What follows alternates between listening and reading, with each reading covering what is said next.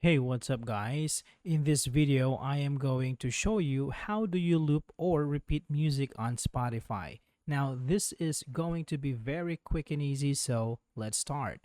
Now, first here, you want to go on and open up your Spotify app. Now, choose a song that you want to repeat or loop. Now, here I am going to open up a sample. So say for example, let's choose this one. Now to loop this one, you have here an icon right beside the skip button.